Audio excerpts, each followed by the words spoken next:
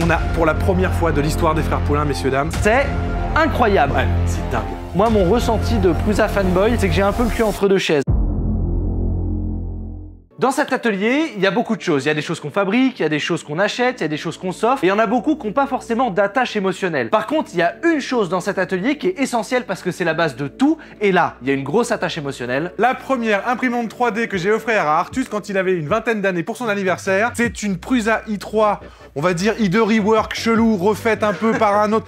Bref, à l'époque, personne ne connaissait l'impression 3D, et comme vous pouvez le voir, on l'a beaucoup bidouillé, et c'est avec cette imprimante-là qu'on a appris l'impression 3D avec Artus, parce que pour le coup, à l'époque, l'imprimante, il fallait la monter intégralement, imprimer la moitié des pièces soi-même. Bref, c'était vraiment le Far West. Pardon, il y avait presque pas Cura, il n'y avait pas Prusa Slicer. Enfin bon, il fallait une autre époque. Il fallait tout trouver, tout inventer et tout tester pour avoir quelque chose de fiable et de fonctionnel. Bref, vous l'aurez compris, il n'y a pas une marque que nous ne portons pas moins dans nos cœurs dans le monde du DIY que celle de Prusa. Et aujourd'hui, on est très fiers de vous présenter la Prusa XL, et pas n'importe laquelle, la Prusa XL avec les 5 têtes indépendantes.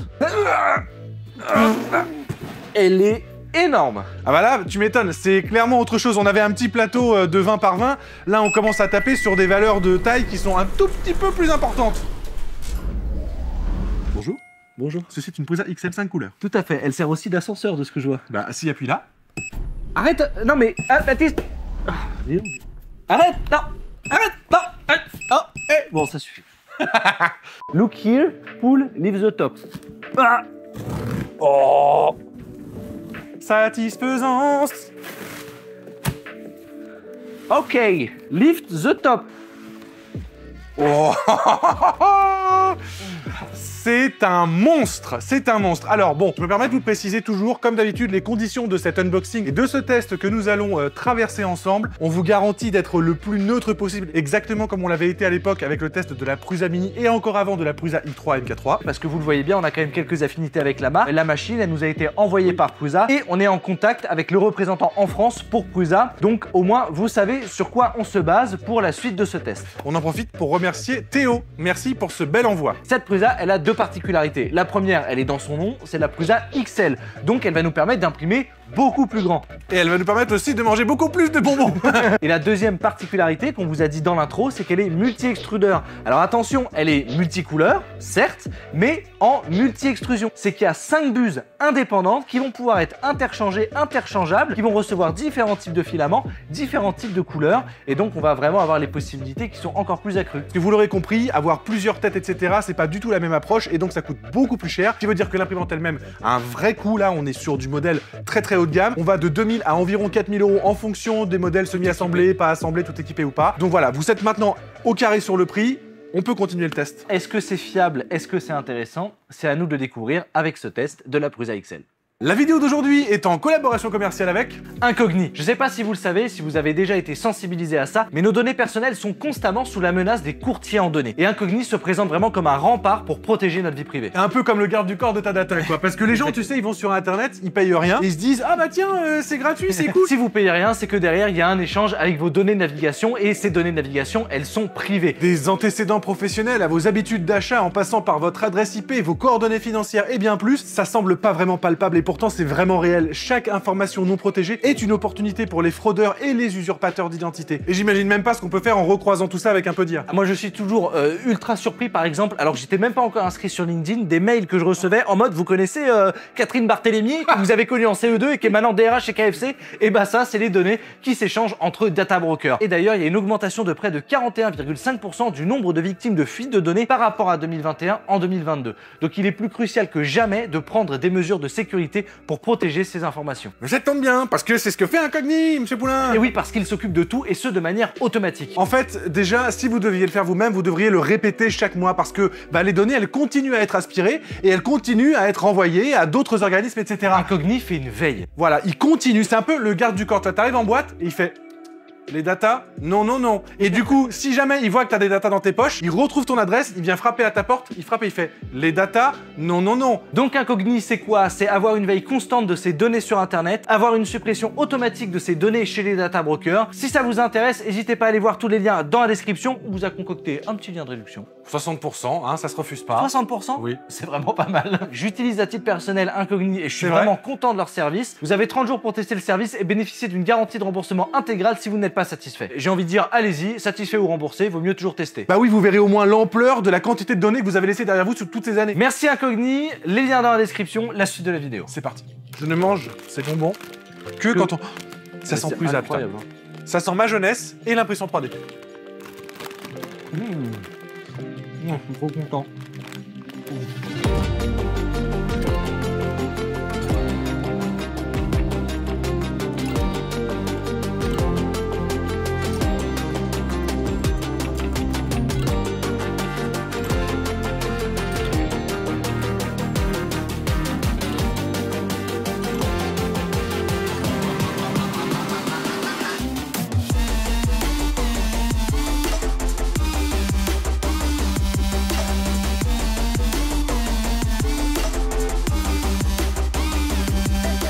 Bon, il est temps maintenant de garder la tête froide, de reprendre notre esprit critique et surtout de déterminer qu'est-ce qu'on a vu en déballant cette prise à Excel de son carton. Déjà, la première chose qui saute aux yeux, c'est qu'elle est vraiment énorme. C'est clairement, voilà, une Prusa XL. Totalement. Et on a ce petit ticket de test d'usine de Prusa. Ça, c'est le ticket habituel. On a donc tout le check-up qui a été fait en usine et qui certifie que normalement, tous les composants fonctionnent. Donc par exemple, on voit que le port USB fonctionne, que l'Ethernet fonctionne, que les extrudeurs fonctionnent, etc. etc. Donc ça déjà, c'est encore un bon point d'aller chez Prusa. Et ce pourquoi on paye un peu plus cher, c'est quand même qu'on a un contrôle qualité en Europe qui est beaucoup plus fiable que certaines autres marques. La deuxième chose que je remarque, c'est que vraiment cette Prusa XL, c'est aussi des toutes nouvelles technologies pour Prusa. Parce qu'une fois qu'on l'a déballé et qu'on enlève tous les cartons, on retrouve rien d'une Prusa i3 ou d'une Prusa Mini. On a ici des rails linéaires, pour moi c'est une première chez Prusa. On a une version XL, ce qui n'avait jamais été fait. On a un mouvement Core XY, donc ça je suis hyper content parce qu'on ne vous l'a jamais présenté sur la chaîne et ça va être l'occasion de vous en parler. Et on a surtout des pièces qui sont vraiment usinées et en métal et des extrusions aluminium, ce qu'on a beaucoup moins tendance à retrouver chez d'autres modèles de Prusa. Avec tout ça, on se rend clairement compte qu'il y a un changement de paradigme sur ce modèle par rapport aux autres modèles de Prusa, mais on garde quand même l'esprit Prusa et c'est plutôt sympa, plutôt cool parce qu'on a encore quelques pièces qui restent imprimées en 3D. Bon voilà, on est quand même sur une Prusa, ça fait plaisir quoi. Alors peut-être que si que cette nouvelle façon de penser une imprimante 3D, elle a donné du fil à retordre à Prusa parce qu'on sait qu'elle a été annoncée il y a très longtemps et qu'elle a pris beaucoup de retard. Et ils en sont parfaitement conscients puisque la première des feuilles qui est visible dans le carton, c'est un papier qui dit qu'ils sont désolés pour le retard et qu'ils ont eu vraiment des soucis lors des dernières étapes de finalisation de la commercialisation de cette imprimante et que pour s'excuser, ils rajoutent ici un lit texturé ainsi que un accessoire qui permet d'adapter des nozzles E3D V6 classiques sur la Prusa XL. Et de mon côté, il y avait un petit message qui disait que ce modèle-là était maintenant vendu avec une buse de 0,4 mm au lieu de la buse de 0,6 mm. Pourquoi? Parce que grâce au nouveau firmware Input Shaper de Prusa qui est maintenant au point et qui est normalement intégré à ce modèle, on va pouvoir bénéficier de vitesses d'impression beaucoup plus rapides que sur le premier modèle avec une buse 0,6. Et donc, maintenant, plus aucun intérêt de mettre une buse 0,6 et autant profiter de la qualité et de la précision d'une buse 0,4. Et enfin, troisième et dernier petit papier qui était dans le colis, qui lui nous était directement destiné. Donc je préfère vous le dire parce que évidemment, s'il nous est adressé à nous, ça veut dire peut-être que le colis a fait preuve d'une inspection un peu plus poussée que les colis classiques que vous pouvez vous commander. Donc on préfère vous le notifier. Comme ça, au moins, on reste en totale transparence avec vous. Bon, j'ai hâte de tester ça. Il est temps de faire quelques petits montages quand même parce que mine de rien, il y a des têtes à intégrer. Il est temps de suivre le manuel et de se laisser guider pour avaler les petits bonbons Haribo.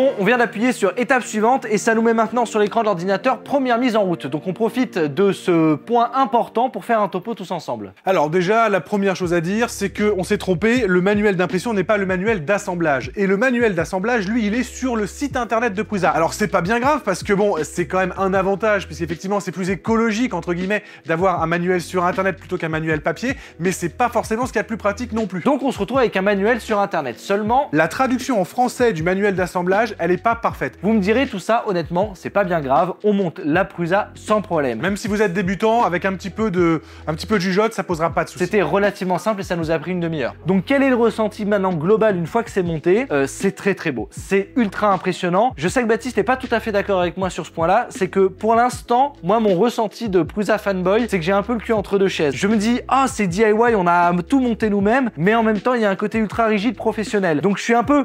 Bon, j'ai hâte de la démarrer pour voir ce que ça donne au final. Bah c'est parti, là on va appuyer sur le bouton et on va voir ce qui se passe. On n'a pas mis le câble, donc on met le câble et on appuie sur le bouton.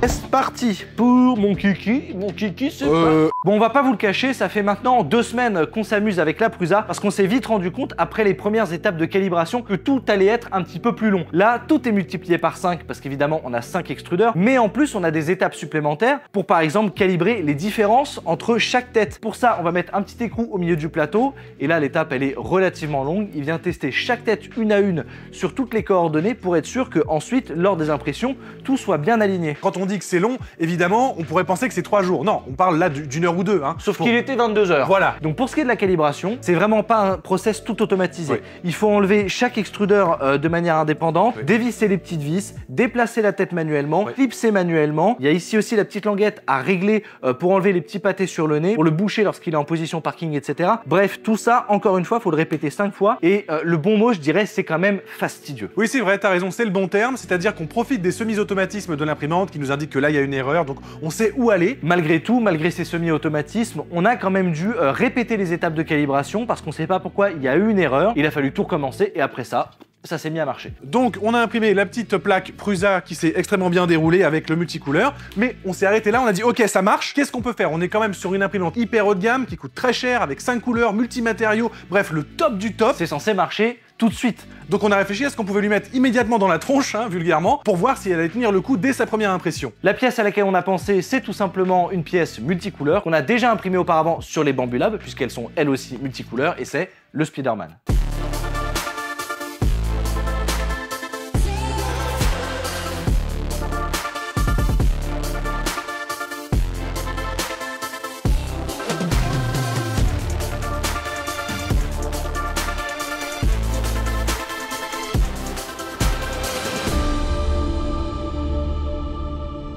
Et c'est incroyable. Mais en fait non. Mais en fait si. Mais je sais pas quoi en penser. On est sur une première impression, entre guillemets, on est en sortie de boîte. C'est quand même assez fort. Mais pourquoi déjà on choisit le Spider-Man pour tester le multicouleur? Cette pièce-là, on l'a choisie déjà parce qu'elle est massive, parce qu'elle est relativement bien conçue et qu'elle va nous permettre de voir un petit peu comment fonctionnent les supports, puisqu'évidemment on a un menton qui est quasiment à 90 degrés à l'horizontale, qu'on a des ponts directement ici au niveau du buste et des épaules. On a des écritures et on a aussi surtout la finesse du contraste entre le noir et le rouge rouge sur la combinaison de Spider-Man. Le maillage araignée, on va l'appeler. Et c'est vrai que ça pardonne pas. Si on a une erreur d'alignement, on va le voir immédiatement parce qu'on a l'impression qu'en fait, ça c'est une ligne, mais en réalité, c'est des milliers de petits traits horizontaux qui vont se superposer pour donner l'impression d'une ligne verticale. Et surtout, on remarque que c'est ultra net. On n'a pas de petits filaments, on n'a pas de petits pâtés, on a vraiment une ligne nette qui se définit entre le rouge et le noir. Et ce qui est le plus impressionnant, c'est deux choses, et c'est inhérent au design de la Prusa XL, c'est le temps d'impression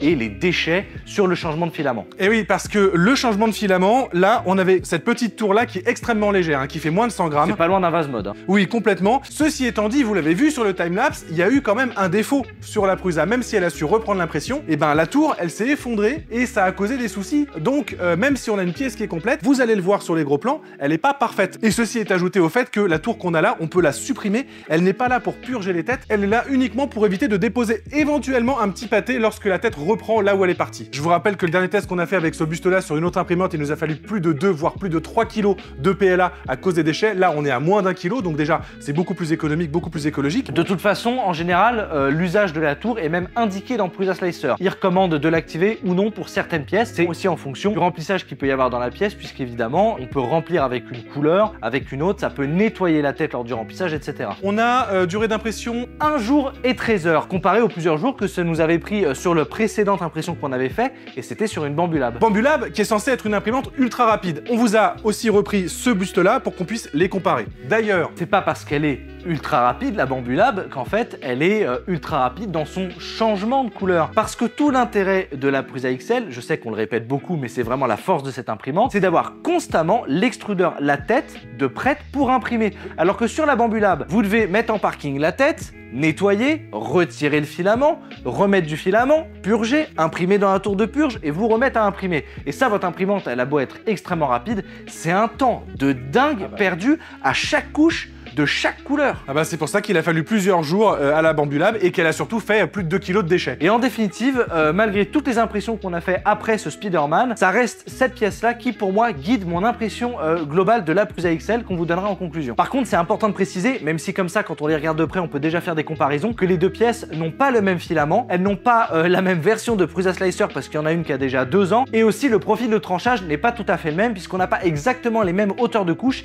ni même le même remplissage, ou encore les mêmes supports, puisque là on a pu bénéficier avec la Prusa XL et la dernière version de Prusa Slicer des tri supports qui sont incroyables. C'est magnifique, c'est incroyable, ça se décolle, mais c'est parfait, ça laisse aucune trace.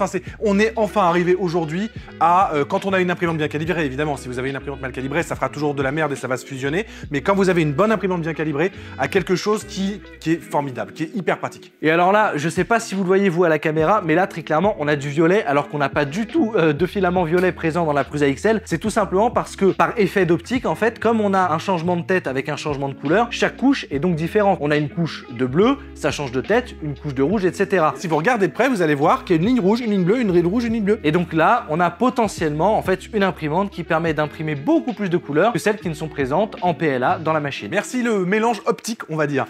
Donc moi je dis future fonctionnalité banger dans Prusa Slicer pour la Prusa XL. C'est clair. Voilà les amis, ce qu'on peut dire de cette imprimante en termes de multicouleurs. Elle a quand même plein d'autres choses à faire valoir, le multimatériau et évidemment ses qualités d'impression directe. Est-ce que déjà de base elle imprime bien nos benches habituels? On reparlera de cette pièce là en fin de vidéo. Maintenant il est temps de passer à oui, tu viens de le dire, au benchmark des frères Poulain. Oui. Je t'ai lancé, t'en as rajouté une couche. Oui, timelapse.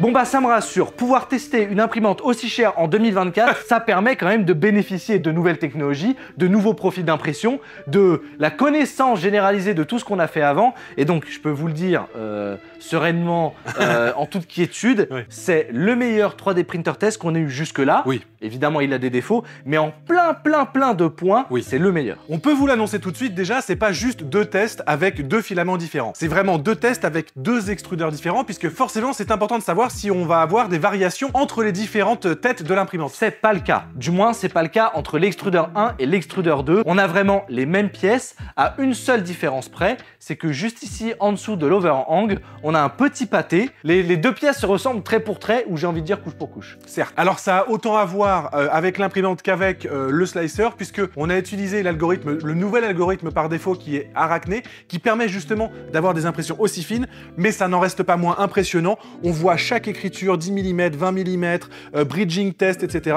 pour la première fois dans l'histoire de ces tests chez les frères Poulain. Les tours juste ici sont hyper bien retranscrites, elles sont parfaitement droites, il y a très peu de wobble sur l'axe Z, elles sont vraiment très belles, et surtout, ce qui était une de nos inquiétudes par rapport aux vidéos précédentes de nos confrères qu'on avait vu sur les Prusa XL, on n'a pas de cheveux d'ange entre elles, ce qui est vraiment un bon point parce que vraiment sur celle-là, j'en ai même pas un seul. C'est le nom de ces tours, ça s'appelle les tours de rétraction. Elles sont faites pour voir ce genre de choses là, c'est ça qu'elles bench, et là le bench il est juste 100% validé. Donc on a une bonne rétraction, on a un bon profil, et aussi on a une bonne ventilation de la tête qui permet de bien solidifier les couches entre elles lors d'une montée comme ça assez rapide. En ce qui concerne les ponts, on peut imprimer dans le vide de 2 à 25 mm sans aucun problème. Les overhangs, c'est-à-dire les couches les plus horizontales, les plus dans le vide possible, on monte jusqu'à 80 degrés sans que ce soit même limite visible. Et surtout, les ponts sont vraiment très au-dessus de ce qu'on voit habituellement. On a vraiment des couches qui sont faites dans le vide, mais qui tiennent, qui tombent pas vraiment vers le bas, hein, qui souffrent pas de la gravité. Et donc, on arrive à avoir une impression très nette sur le dessus ici, où on voit clairement le chiffre 80 degrés. Donc, on arrive à avoir un angle à 80 degrés sans support. Au registre des défauts, parce qu'il y en a quand même, on peut remarquer que la dernière couche est un petit peu trop surextrudée, ou du moins un petit peu trop écrasée, ce qui va venir effacer légèrement certains textes. Et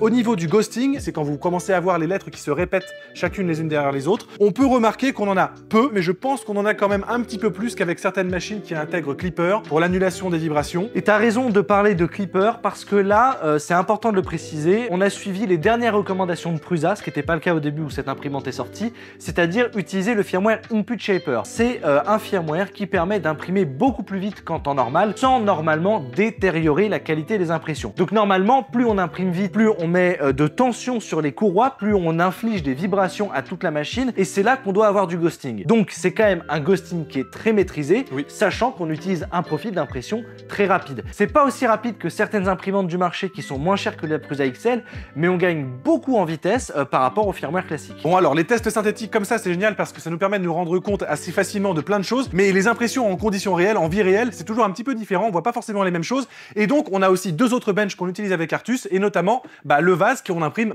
en vase mode justement. Le vase mode, on vous le rappelle, il est très intéressant parce que c'est une simple extrusion, donc c'est vraiment juste la buse qui va déposer un filament en forme de vase, et elle va le faire sur toute la hauteur de la pièce. En spirale, en montant. En spirale. Donc du coup, ça nous permet de voir plein de choses avec une impression très simple. Par exemple, si les bords sont bien saillants, donc si on a une bonne tension des courroies et une bonne rigidité de la machine, est-ce qu'on a une répercussion des vibrations sur la pièce finale puisqu'on n'a qu'une seule couche, donc ça ne pardonne pas. Et aussi, est-ce qu'on a une bonne adhésion intercouche avec les réglages du profil de tranchage qui peut être aussi corrélé avec la ventilation de la pièce lors de son impression. Première chose à dire, l'adhésion intercouche, aucun problème. Je peux presser mon vase, il va pas casser. Deuxième chose à dire, on bénéficie clairement du système Core XY qui permet de maintenir la tête en constante pression, j'ai envie de dire, entre deux moteurs, ce qui fait que lorsque les courroies sont bien tendues, on peut avoir vraiment une vitesse dans le mouvement et dans le déplacement avec de la précision. Et donc les angles du vase sont ultra saillants et sans défaut. Ça imprime très vite. N'oublions pas que cette Prusa XL est aussi une imprimante diablement rapide. Ça fait partie de ses arguments de vente. Elle monte à plusieurs centaines de millimètres par seconde et on va vous mettre le temps là que ça a mis pour imprimer ce vase et vous allez voir que c'est quand même pas déconnant. Et enfin, le dernier point à vérifier, c'est si on a des faces qui sont bien régulières et dans lesquelles il n'y a pas de vibration et il n'y a pas de ghosting. Et là, pour moi, c'est un des plus gros points faibles sur les impressions de test parce que je trouve vraiment que c'est très visible. Oui. C'est-à-dire, on voit clairement un motif répété de vibration sur les faces. C'est pas encore parfait. On y vient, je pense, parce que Prusa elle a quand même la réputation de mettre à jour régulièrement ses machines et ça finit toujours par arriver. Mais voilà, c'est les points d'amélioration qu'on peut atteindre. Est-ce qu'on a dit quand même que le vase mode, ça permettait de vérifier le décalage de couches en hauteur et que là, on a zéro décalage de couches, qu'il y a une précision, c'est invisible à l'œil nu, c'est parfait. Ça, c'est super. Pourtant, j'y croyais pas trop. Hein. Vous voyez, là, le plateau, en fait, l'axe Z, il est vraiment sur deux tiges trapézoïdales. J'y croyais pas trop, malgré la présence de rails linéaires. C'est parfait. c'est nickel. Ah bah oui, c'est là, vraiment nickel. 20 sur 20. Il est temps de passer à ma pièce préférée des tests à chaque fois des frères Poulain, la Moon City. Et alors là, je vais pas mâcher mes mots parce qu'on avait des défauts sur les autres pièces. On a la Moon City absolument parfaite. Il y a Sans défaut. rien à dire. Il n'y a pas un défaut. La qualité d'impression est ultime, la précision est incroyable, la vitesse d'impression est folle. Je suis fan, c'est la plus belle Moon City qu'on ait jamais imprimée de l'histoire de la chaîne. Or, autre type d'impression 3D type SLA, SLS Ah oui, ou bien quoi que ce sûr, soit. on parle en FDM. Parce que là, les seuls défauts que vous allez voir sur la pièce, c'est les défauts inhérents à l'impression 3D FDM au dépôt de couche sans support. Hein. J'entends bien que là, l'angle ici, il est parfait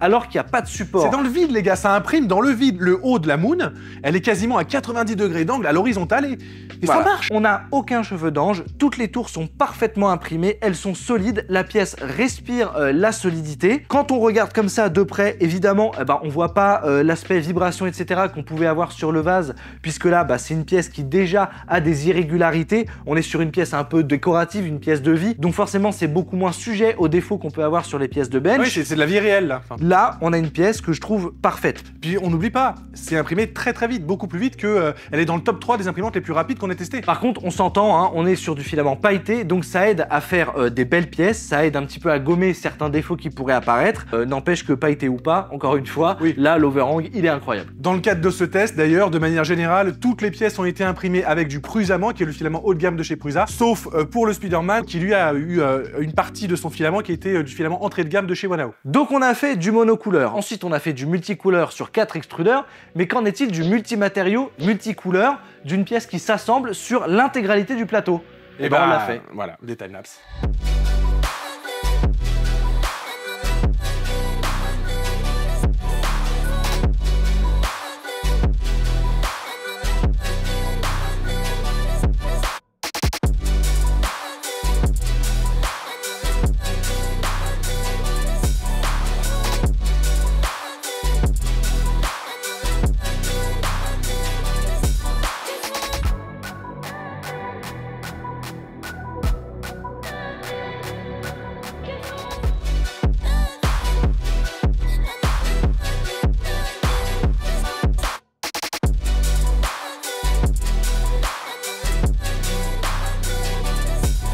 Bon, tout se passait relativement bien jusque-là. Il fallait bien qu'on commence à arriver sur des impressions plus techniques qui nous demandent un petit peu plus de fil à retordre. La première chose qu'on va dire, c'est que cette impression-là, vous l'avez vu, on l'a imprimée 2 fois, puisque la première fois, il y a eu un décollement et ça a fait sauter toutes les impressions. Donc c'était vraiment loin d'être parfait. Donc on est rentré dans le Fab Lab lors de l'impression de la couche de blanc. Et là, vous le voyez à la vidéo, on a une couche de noir qui est bien imprimée, qui est peut-être d'ailleurs légèrement écrasée. J'ai tendance à préférer ça parce que moi, je suis sûr qu'il y a une bonne adhésion avec le plateau. Par contre, là, sur le blanc, on voit clairement le plateau au travers. Donc il y a eu un problème de calibration. On a relancé la pièce une deuxième fois, et le problème était toujours là. La tête était un petit peu trop haute par rapport au plateau. Ceci étant dit, entre-temps, je me suis rendu compte que les hauteurs de couche que j'avais sélectionnées n'étaient pas les bonnes, pas celles qui étaient recommandées par le créateur de la pièce, et je m'étais pas rendu compte que sur Prusa Slicer, en bas à droite de l'écran, il m'avait dit « Attention, vos pièces vont se décoller, je vous déconseille de les imprimer dans ce cadre-là, parce qu'il y a telle pièce qui va poser problème, etc. etc. » Donc j'ai relancé l'impression avec les bonnes hauteurs de couche, plus la jupe là où c'était conseillé par Prusa, et là, l'impression, vous le voyez, elle était absolument parfaite.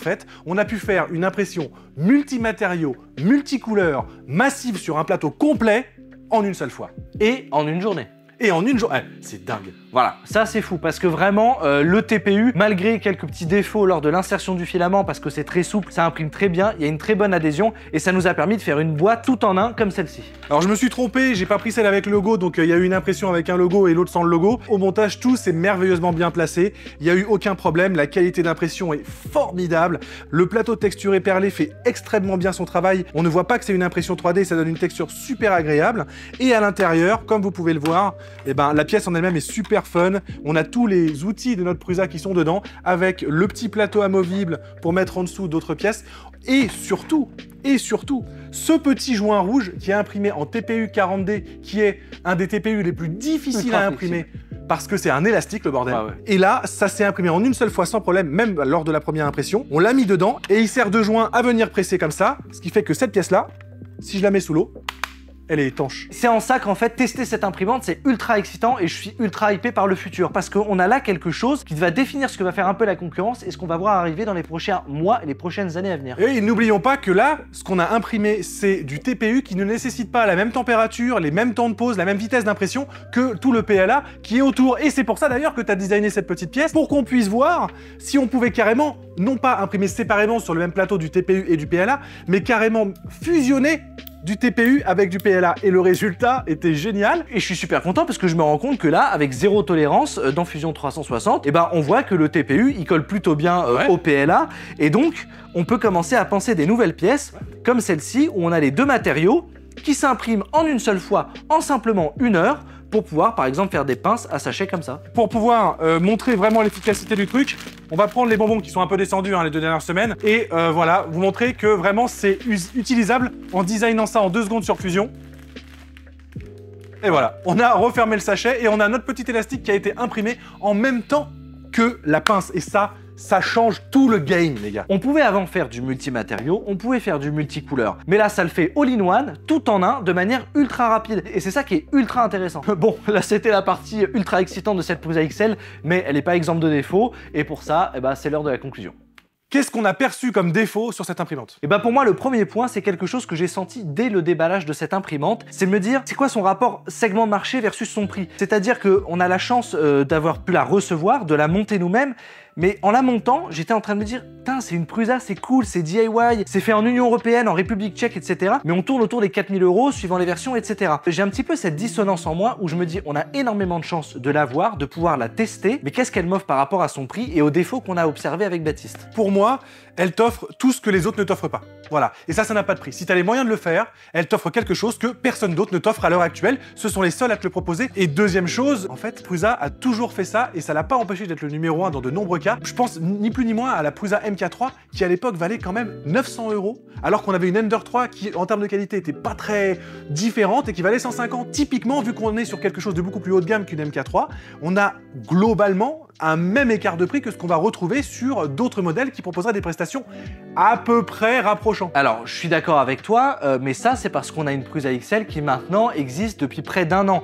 Les premiers modèles qui sont sortis d'usine étaient problématiques. Là, le modèle qu'on a là, nous, par rapport à ce qu'on a vu sur Internet à l'époque, ça n'a rien à voir, c'est une autre machine. Maintenant, quoi qu'il en soit, cette imprimante, en 2024, elle apporte quelque chose qui est totalement innovant, qui est vraiment, pour nous, c'est l'essence même, en fait, de l'usage de cette imprimante, c'est la possibilité de faire cette boîte sur un seul plateau, d'une seule fois, en plusieurs couleurs, avec plusieurs types de filaments, plusieurs matériaux.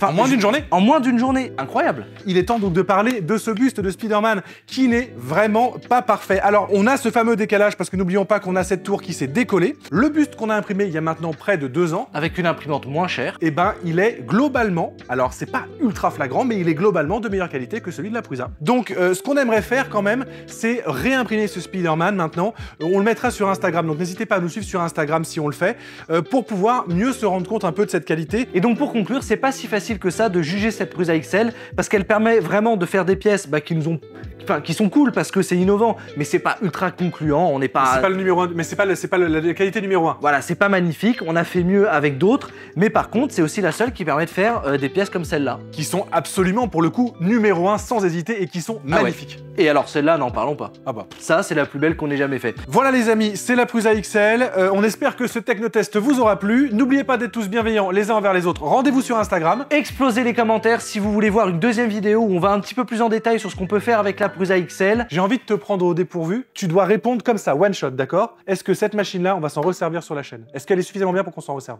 On va s'en servir. Tout est dit. N'oubliez pas d'être tous bienveillants les uns envers les autres, les amis. À la prochaine. Ciao. Ciao.